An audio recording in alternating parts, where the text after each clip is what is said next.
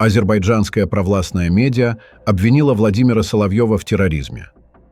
В Азербайджане разгорается очередной дипломатический скандал с участием России. Провластное издание «Минвал-Аз» назвало известного российского телеведущего Владимира Соловьева террористом и призвало привлечь его к уголовной ответственности за высказывание о положении лезгин в Азербайджане и сомнения в территориальной целостности страны.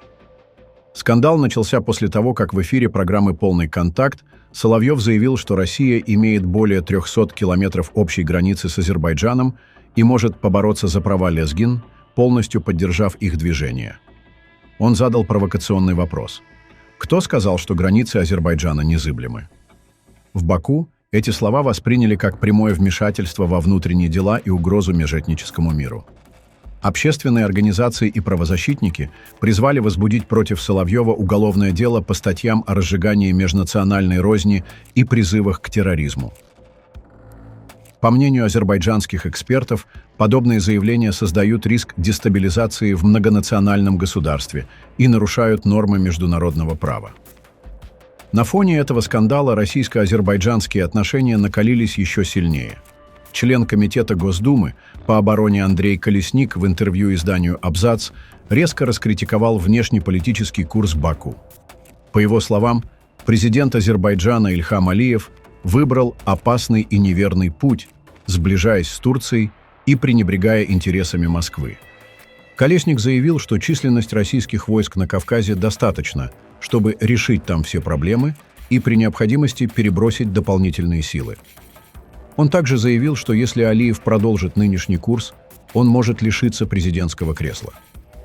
Эти слова прозвучали в ответ на не менее резкое заявление депутата Милли Меджлиса Расима Мусабекова, который ранее предположил, что в случае проведения российской так называемой СВО на территории Азербайджана от армии Российской Федерации останутся одни ошметки. Ситуацию еще больше усложняют отношения Баку с Тегераном.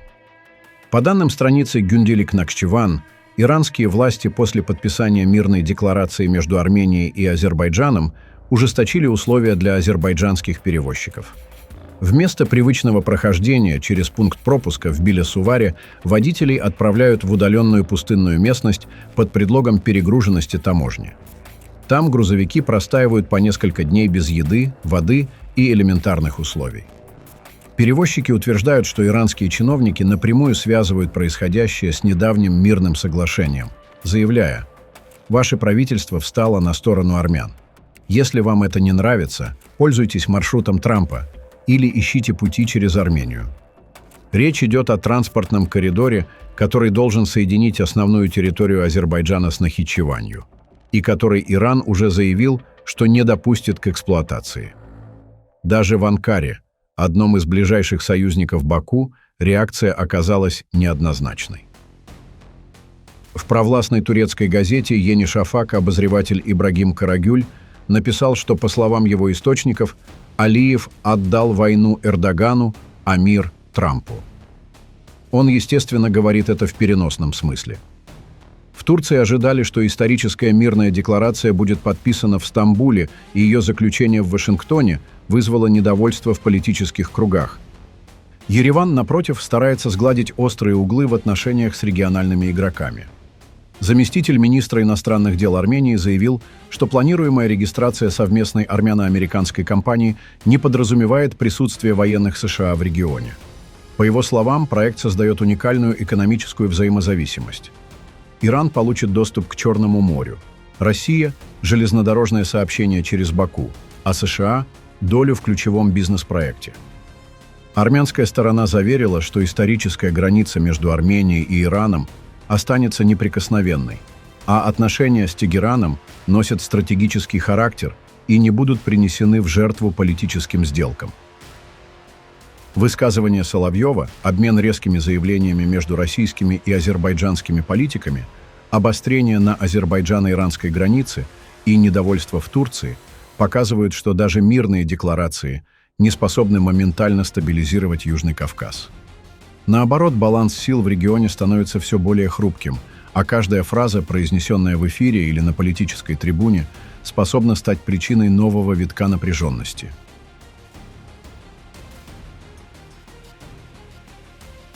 Азербайджан и эйфория Зангезура. По данным арабского издания «Аш-Шарк Аль-Аусат», проект Зангезурского коридора способен кардинально изменить транспортную карту Евразии. Реализация маршрута, который свяжет Азербайджан с Нахичеванью, открывает перед Баку серьезные экономические перспективы. По оценкам специалистов, он позволит существенно расширить экспортные возможности страны, увеличить ненефтяной ВВП и снизить транспортные издержки, включая авиаперевозки. Кроме того, этот путь станет независимой альтернативой транзиту через Иран, что усилит экономическую и логистическую самостоятельность Азербайджана. Все это может превратить страну не только в центр региональной торговли, но и в значимый элемент глобальных транспортных цепочек, открывая возможности для устойчивого экономического роста и укрепления влияния на евразийской арене. При этом эксперты отмечают, что реализация такого маршрута тесно связана со сложной международной и региональной политикой.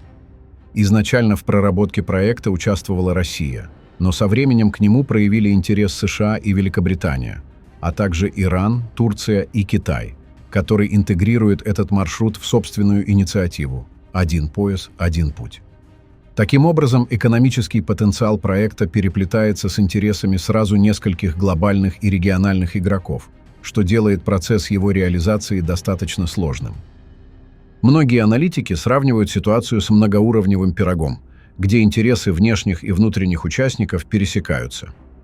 Россия изначально пыталась избежать подобной конфигурации, когда в ноябре 2020 года было подписано трехстороннее соглашение о прекращении огня по итогам Второй Карабахской войны.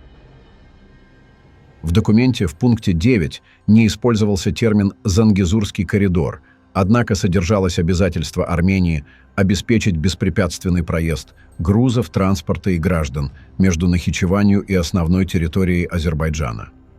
Именно эта формулировка стала источником разногласий, поскольку Баку рассматривает ее как право на создание прямого логистического маршрута. На практике создание нового транспортного пути требует значительных политических, дипломатических и инфраструктурных усилий.